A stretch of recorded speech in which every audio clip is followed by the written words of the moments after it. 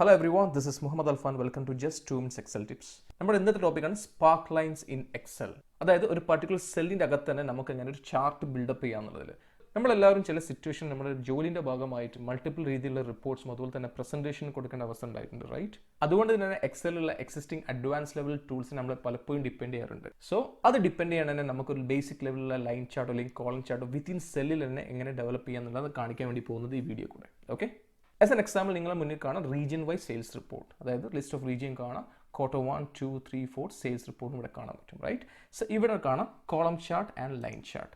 ഓരോ സെല്ലിൻ്റെ അണ്ടറിൽ തന്നെ നമുക്ക് റെസ്പെക്റ്റീവ് ചാർട്ടിൻ്റെ വേരിയേഷൻസ് കാണാൻ പറ്റും, റൈറ്റ്? ഇത് കോളം ചാർട്ട് ലൈൻ ചാർട്ടും. ഫോർ എക്സാമ്പിൾ ഏഷ്യയിൽ ക്വാർട്ടർ 1 100 ആണ്. ഞാനിവിടെ ജസ്റ്റ് 100 ഉള്ളത് 1000 ആക്കുന്നു. 1000 ആക്കുന്ന ഉടൻ തന്നെ ഇവിടെ നോട്ട് ചെയ്ത് കാണാം, ഇവിടെ വേരിയേഷൻസ് വരുന്നു. ജസ്റ്റ് എൻ്റർ ചെയ്യുന്നു, സി ഇവിടെ വേരിയേഷൻസ് വന്നു, റൈറ്റ്? ഇവിടെ റെഡ് കാണിക്കുന്നത് നെഗറ്റീവാണ്. ഫോർ എക്സാമ്പിൾ ഇവിടെ കാണാം ക്വാർട്ടർ 1, 2, 3, 4, റൈറ്റ്? അതുപോലെ തന്നെ 4 ലൈൻ ചാർട്ടും കാണാം. സോ ഇവിടെ ഏറ്റവും ലീസ്റ്റ് സെയിൽസ് ഉള്ളത് 111 ആണ്. അതുകൊണ്ടാണ് ഏറ്റവും എൻഡിൽ റെഡ് കാണിക്കുക. ഇൻ കേസ് ഞാനിത് 1000ലേക്ക് കൺവേർട്ട് ചെയ്യുന്നു, എൻ്റർ ചെയ്യുന്നു, സി അത് ഇൻക്രീസ് ചെയ്തു. ഇപ്പോൾ ഇവിടെ കാണിക്കുന്നത് ക്വാർട്ടർ 2 ആണ്, ഏറ്റവും ലീസ്റ്റ് സെയിൽസ് 567, റൈറ്റ്? ഇത് നമുക്ക് ഈസിയായിട്ട് എങ്ങനെ ഡെവലപ്പ് ചെയ്യാൻ പറ്റുള്ളത് നോക്കാം. കൂടെ തന്നെ ഇവിടെ കാണാം each slicers, right? For example നിങ്ങൾ ഒരു പ്രസന്റേഷൻ കൊടുക്കുകയാണെങ്കിൽ റെസ്പെക്റ്റീവ് സ്ലൈസർ ക്ലിക്ക് ചെയ്യണമെങ്കിൽ ആ ഇരിക്കുന്ന ഓഡിയൻസിന് അല്ലെങ്കിൽ വ്യൂവേഴ്സിന് ഒന്നും കൂടി കംഫർട്ട് ലെവൽ ഫീൽ ചെയ്യും. ഫോർ എക്സാമ്പിൾ എനിക്ക് യൂറോപ്പ് ആവും, ജസ്റ്റ് യൂറോപ്പ് ക്ലിക്ക് ചെയ്താൽ മതി, അത് മാത്രം വന്നു. ഓഷ്യാണ് ആൻഡ് ആഫ്രിക്ക ആണെങ്കിൽ ആഫ്രിക്ക. സോ എനിക്ക് ഓൾ ടുഗദർ വേണമെങ്കിൽ ജസ്റ്റ് ഒന്ന് അൺടിക്ക് ചെയ്താൽ മതി. നമുക്കിത് എങ്ങനെ ഇത് ഡെവലപ്പ് ചെയ്യാൻ പറ്റുമെന്ന് നോക്കാം. So I'm just moving to sheet 2. ഇവിടെ ഡാറ്റാബേസ് ഉണ്ട്, റൈറ്റ്? ഇനി ഇവിടെയാണ് എനിക്ക് ഡെവലപ്പ് ചെയ്യാൻ പോകുന്നത്. It's very simple. സോ ആദ്യം തന്നെ വേണ്ടത് എവിടെയാണോ കോളം ചാർട്ട് അല്ലെങ്കിൽ ലൈൻ ചാർട്ട് സ്റ്റാർട്ട് ചെയ്യുന്നത് ആ സെല്ലിൽ കേഴ്സർ പ്ലേസ് ചെയ്യുക. ഫോർ എക്സാമ്പിൾ ഈ കോളം ചാർട്ട് ഉള്ള സെല്ലിൽ കേഴ്സർ പ്ലേസ് ചെയ്തു. ശേഷം ഗോ ടു ഇൻസേർട്ട്. ഇവിടെ കാണാം സ്പാർക്ലൈൻസ് ഉള്ള കാറ്റഗറി, റൈറ്റ്? സോ ഇവിടെ വേണ്ട കോളം ചാർട്ടാണ്, ജസ്റ്റ് കോളം ക്ലിക്ക് ചെയ്യുന്നു. ശേഷം ഇവിടെ ചോദിക്കുന്നു ഡാറ്റ റേഞ്ച്, എവിടുന്നാണ് ഡാറ്റ പിക്കപ്പ് ചെയ്യേണ്ടതുള്ളത്. സോ ഈ ഒരു ഫീൽഡിലാണ് എനിക്ക് ആ റേഞ്ച് വേണ്ടത്. ഈ റൈറ്റ് എൻഡിലുള്ള അപ്പാരോ ക്ലിക്ക് ചെയ്യുക. സോ ഈ ഏഷ്യൻ അണ്ടറിലുള്ള ഈ കംപ്ലീറ്റ് 4 സെല്ലുള്ള ഡാറ്റ കംപ്ലീറ്റ് സെലക്ട് ചെയ്തു. D8 to G8 വരെയാണ്. ഡൗൺ ആരോ ക്ലിക്ക് ചെയ്തു. സോ ലൊക്കേഷൻ റേഞ്ച്, അതായത് H8ലാണ് എനിക്ക് പ്ലേസ് ചെയ്യേണ്ടത്, അതായത് ഇവിടെയാണ് എനിക്ക് ഡാറ്റ പ്ലേസ് ചെയ്യേണ്ടത്, അതാണ് ചോദിക്കുന്നത് H8, റൈറ്റ്? ഓക്കെ പ്രസ് ചെയ്യുമ്പോൾ തന്നെ സി ഇവിടെ ഓട്ടോമാറ്റിക്കലി ആ ചാർട്ട് ബിൽഡപ്പ് ചെയ്തു. ജസ്റ്റ് ഡ്രാഗ് ഡൗൺ ചെയ്താൽ മതി, കംപ്ലീറ്റ് ഇവിടെ ബിൽഡപ്പ് ചെയ്തു. ഇനി line chart same way the cursor place ചെയ്തു. Go to insert again, click on line and up arrow complete select ചെയ്തു. Down arrow okay, just drag down ചെയ്യുന്നു. ഇനി നമുക്ക് ഇതിൻ്റെ മേലെ തന്നെ ഡിസൈൻ ചെയ്യാൻ പറ്റും. ഫോർ എക്സാമ്പിൾ എനിക്ക് വേണമെങ്കിൽ ഇതിൻ്റെ കളർ ചേഞ്ച് ചെയ്യണം.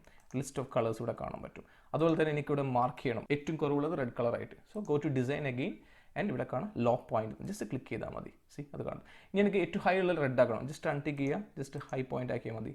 സോ ഏറ്റവും ഹൈ ഉള്ളത് റെഡായി. ജസ്റ്റ് ആ ലോ പോയിന്റ് ഉള്ളത് റെഡ് ആക്കുന്നു ഇവിടെ. അതുപോലെ തന്നെ ലൈൻ ചാർട്ടിലും കംപ്ലീറ്റ് സെലക്ട് ചെയ്യുന്നു, ലോ പോയിന്റ് റെഡ് ആക്കുന്നു. നമുക്ക് ഇനി വേണമെങ്കിൽ ഒരേ ടൈമിൽ തന്നെ ലോ പോയിന്റും ഹൈ പോയിന്റും ഹൈലൈറ്റ് ചെയ്യാൻ പറ്റും. ജസ്റ്റ് ക്ലിക്ക് ചെയ്താൽ മതി. സി ഓക്കെ, ഞാൻ ജസ്റ്റ് ഒന്ന് അൺടിക്ക് ചെയ്യുന്നു, ലോ പോയിന്റ് മാത്രം കൊണ്ട് വെക്കുന്നു.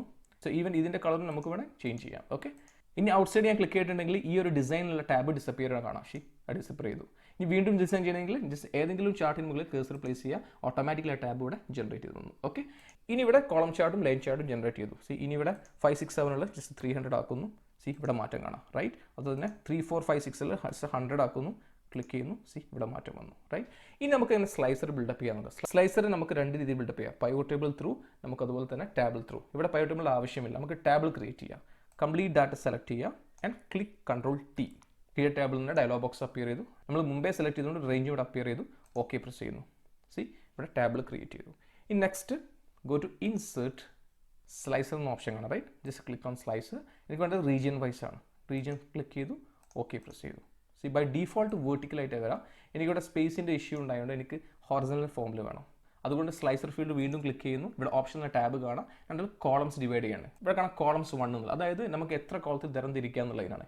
സോ ബൈ ഡീഫോൾട്ട് 1 എന്ന് കാണിക്കും, കാരണം ഇത് ഒറ്റ കോളത്തിലാണ് കാണിക്കുന്നത്. എനിക്കത് ഓരോന്നും സെപ്പറേറ്റ് ആയിട്ട് വേണം. ഫോർ എക്സാമ്പിൾ ഇവിടെ റീജിയൻസ് 6 കാറ്റഗറി ഉള്ളത്, അതുകൊണ്ട് ഞാൻ ജസ്റ്റ് 6 ആക്കുന്നു. സോ 6 കോളമായിട്ട് ഇത് സെപ്പറേറ്റ് ആയിട്ട് വരുന്നത് കാണാം. ഞാൻ ജസ്റ്റ് ഒന്ന് റീസൈസ് ചെയ്താൽ മതി. സി ഓക്കെ, ഞാൻ റെസ്പെക്റ്റീവ് റീജിയൻ ക്ലിക്ക് ചെയ്യുന്നു. Africa, middle east, Oceania, Asia. Okay, ഇനി ജസ്റ്റ് ഒന്ന് ഈ ഫിൽറ്റർ ഒന്ന് ക്ലിയർ ചെയ്യണമെങ്കിൽ ഈ ഒരു ഐക്കൺ ക്ലിക്ക് ചെയ്താൽ മതി. ക്ലിക്ക് ചെയ്യുന്നു. സോ ഈ കാണുന്ന എല്ലാവർക്കും ഈ സ്പാർക്ലൈൻസിൻ്റെ യൂസേജ് എന്താണെന്ന് മനസ്സിലായി വിശ്വസിക്കുന്നു. അതുമല്ല എക്സൽ 2010 ശേഷമുള്ള എല്ലാ വേർഷനിലും ഈ ഒരു ഫീച്ചേഴ്സ് അവൈലബിൾ ആണ്. എന്തായാലും പ്രാക്ടീസ് ചെയ്ത് നോക്കാം. എന്തെങ്കിലും ഡൗട്ടോ ക്ലാരിഫിക്കേഷൻ ഉണ്ടെങ്കിൽ കമൻറ്റ് ബോക്സിൽ ഇടാം. ഓക്കെ, എന്തായാലും all the best and thank you.